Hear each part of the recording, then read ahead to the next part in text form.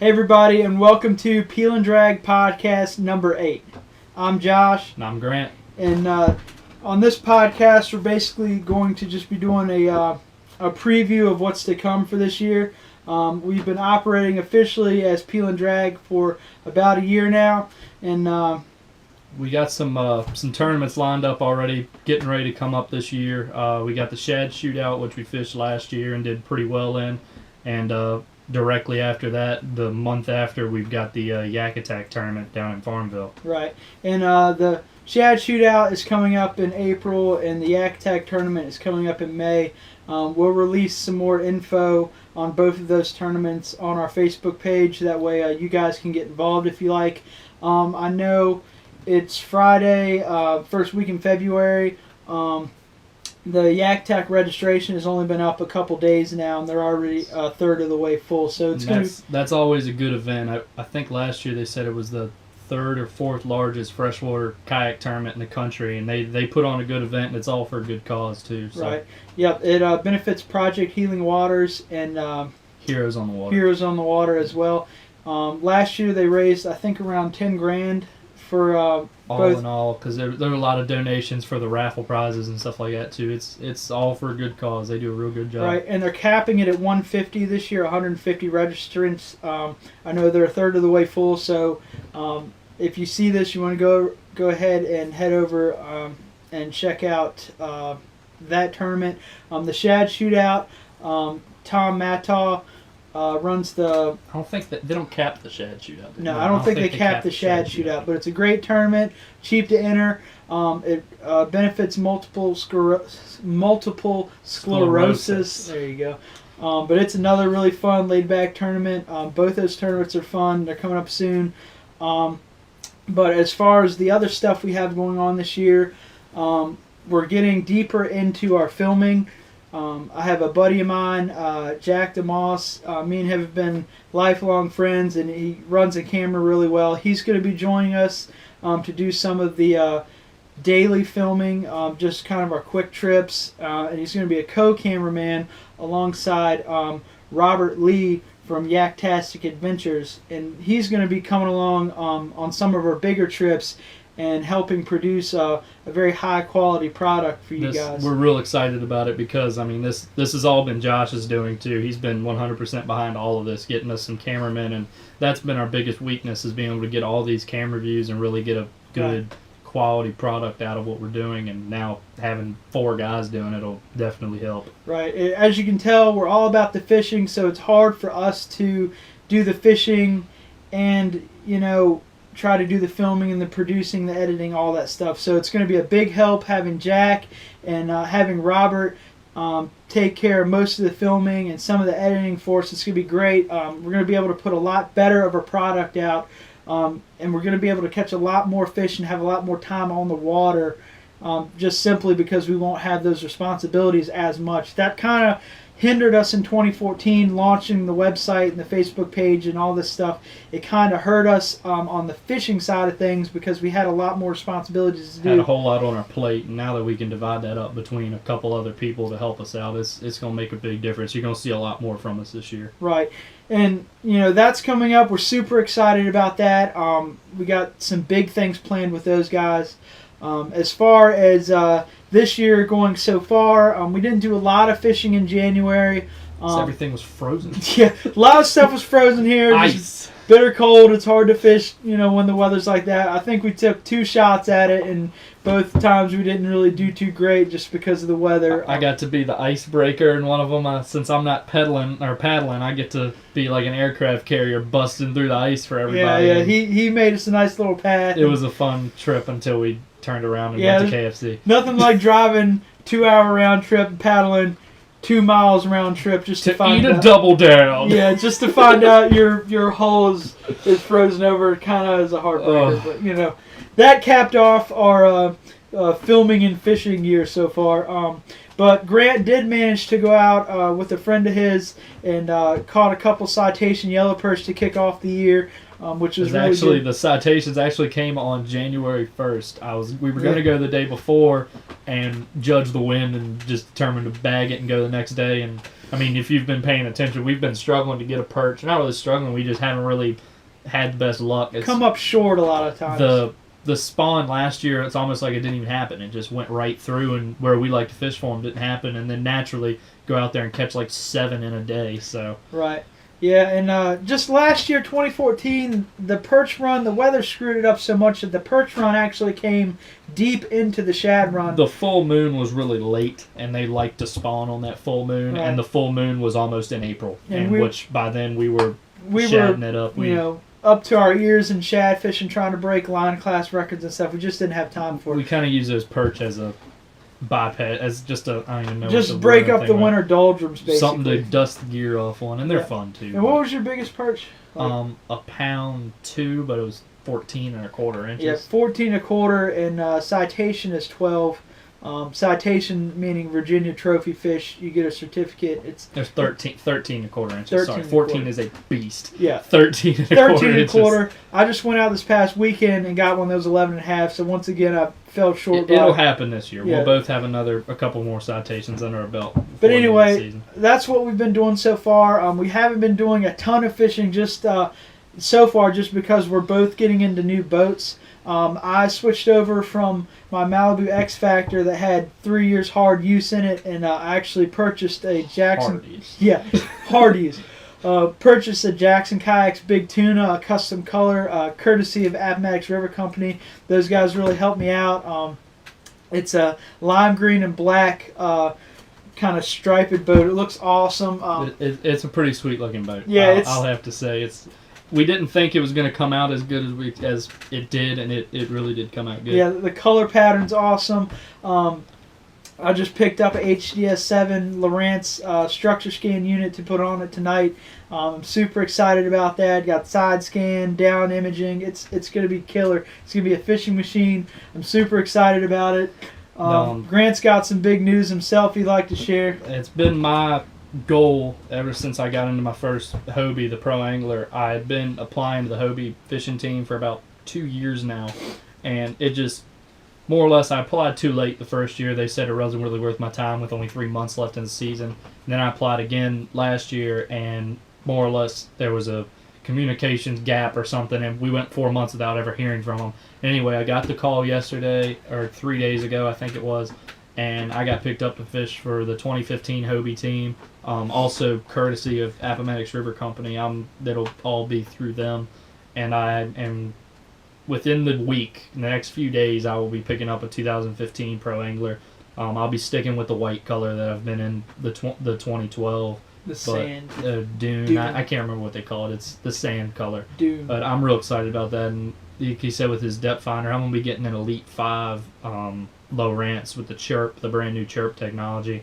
And it's the same, the DSI with the GPS and everything. It's not quite as fancy as the HDS 7, but I can make do with an Elite 5, I think. Right. So I'm not going to complain. Yeah, needless to say, he's super excited about it. I'm proud that he got picked up finally, and we're progressing progressing with what we love to do, and that's fishing and promoting the sport. Couldn't be more ecstatic and excited for what this year has in store for us.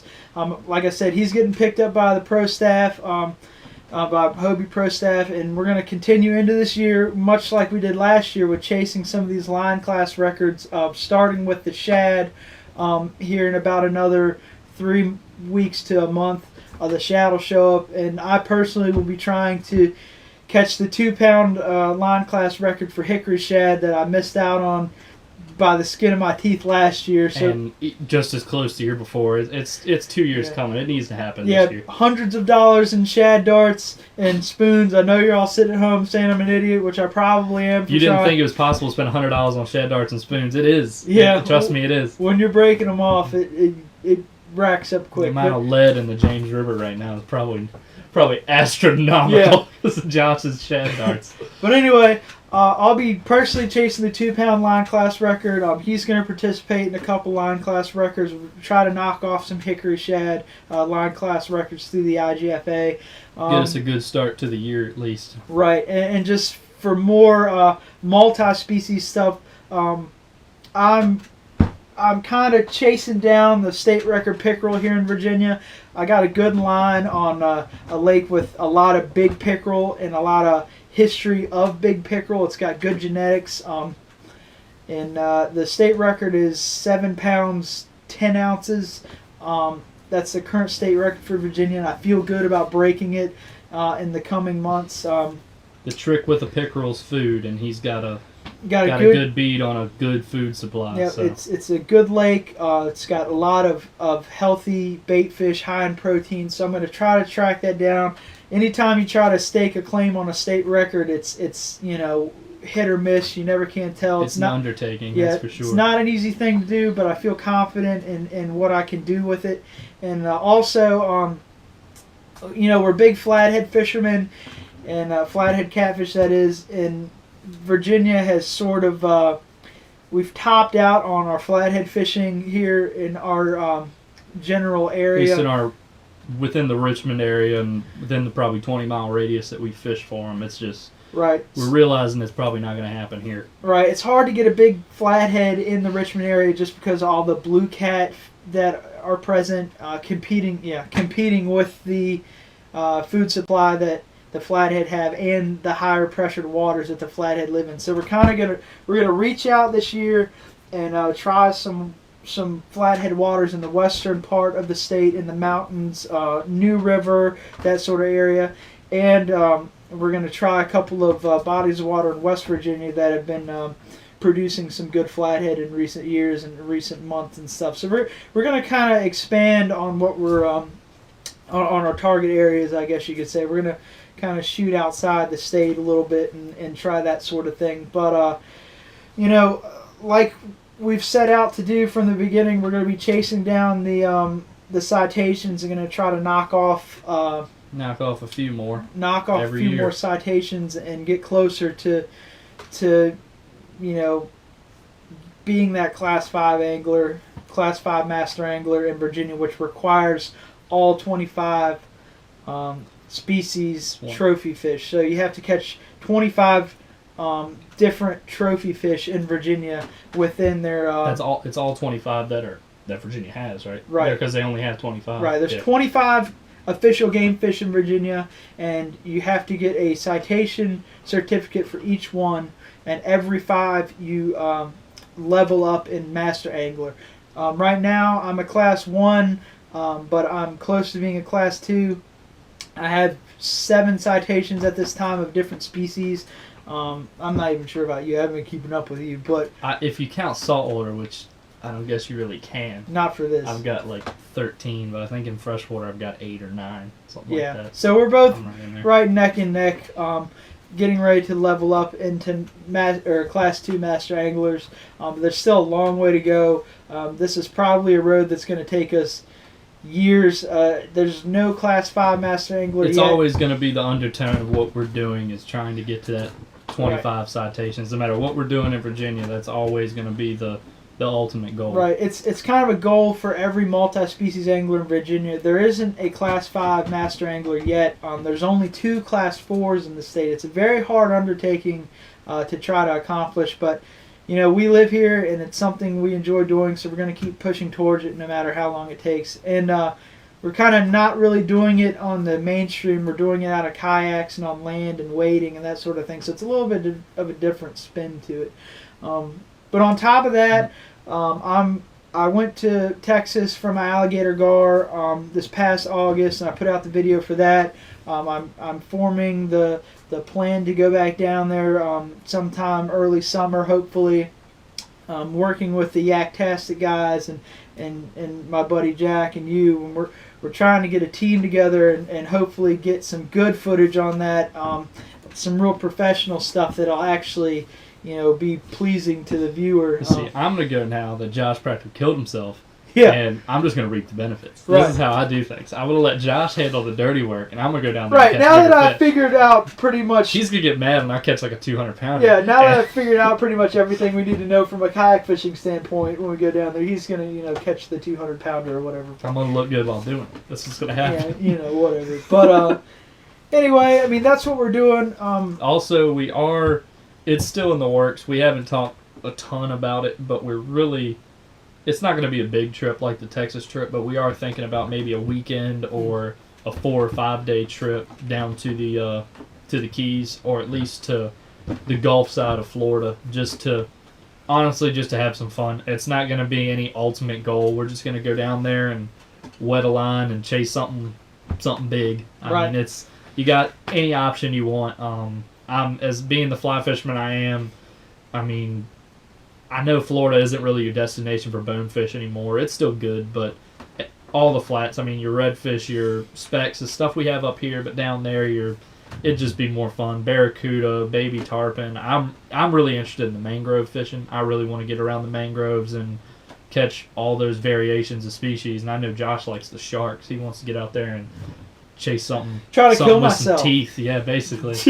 No, but yeah, like I said, we're gonna expand out from our normal fishing boundaries to more parts of Virginia and more of the surrounding states. Going to try to do a little snakehead fishing this year. That's something we've been trying to do for the past couple of years, and we just have so much stuff on our plate that we haven't been able to do. I mean, it's not even a hard trip. It's just we haven't been able to get up there. Yeah, it's just so much going on. It's too many fish and not enough time to do it. But like I said, going back down to Texas, going to try to get to Florida. We're going to do a lot more road trips, and it's going to be a lot more video coming out now that we have guys to actually run the cameras for us. So it's going to be a whole lot easier to get you guys stuff that you actually care about and want to watch. So we're super excited about it. You know, we couldn't ask for a better start to the year. He's already knocked off a citation of the yellow perch, and we're getting our boats and everything lined out. So we're ready to go as we'll ever be. We're geared up, and just want this cold weather to get out of here so we can start fishing. Yeah, as soon as we can hit it, we're going to. So you know, we're excited to be working with Appomattox River and Yak Attack and you know, Drift Masters and Bottom Dwellers Tackle and a couple new brands are in the works that we might be getting some from, because, you know, from my fly fishing standpoint, I actually just got a message from Alan, and I'll be able to get some guide discounts from them. So Alan Fly Fishing, if you haven't heard from them, check them out. They're a fantastic company. You'll probably won't hear a lot about them, but they kind of like to keep it low key. They like their customers to do the talking for them. I'll put my name behind any one of their products right now. I mean, they make some of the best stuff out there, and the best thing is you don't have to pay the big name price for it either. It's some solid product too. Quality gear from quality people. That's all you can really ask for in this industry. But like I said, guys, that is our recap of basically the first year we've been doing this officially, and what's to come in 2015. We're like I said, we're super excited about it. We got a lot of good stuff coming, and a lot of good content coming to the website, so you'll actually have a reason to go there, and you can learn from our posts, and you can actually, you know, read some of the stuff we got coming up. We got quality stuff coming up. Gear reviews, we are going to start doing them. We've been putting it off now for a while, and we are going to start giving you some reviews and some insight on what gear we actually do use. I know we've got the products we support on this side of the screen over here. Well, maybe not. But it'll be on that side now at a point over here. But you know, we're going to actually give you some insight on what of those products that we use and why we use them, why we like them. We're just going to be doing gear reviews and a little bit of everything.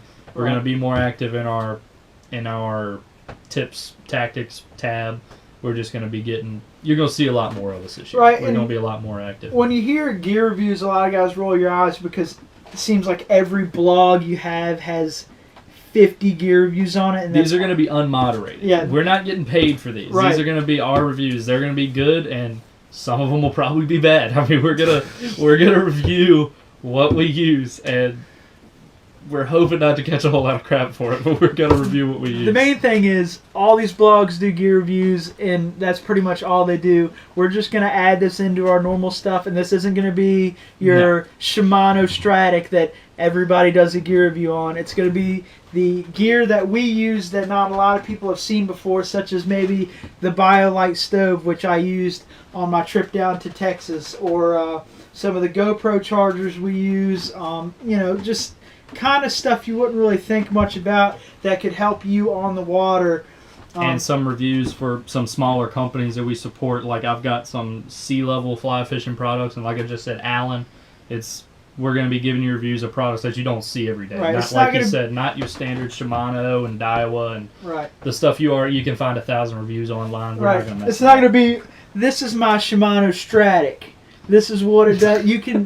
This is not important. We're going to be doing stuff on, the stuff that's going to assist you in your fishing, not your mainstream rod reel reviews, although you might do a couple of fly fishing reviews, which is fine, but it's going to be more accessories and stuff to make you better anglers on the water. So that's pretty much all we have for now.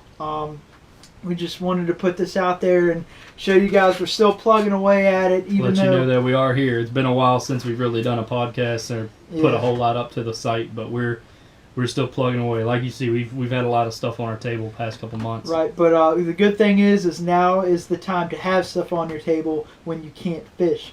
So it's been keeping us occupied. Right. Once we get all this stuff squared away, we're going to be hitting the water hard, and there's a lot of good stuff to come. So we hope to stay tuned, and we'll still be here. Yeah, we're still here. But we appreciate you guys tuning in and watching all 22 minutes of this podcast talking pretty much about nothing other than what we got. Just letting you know, because we know you care. Right. But, that's pretty much it.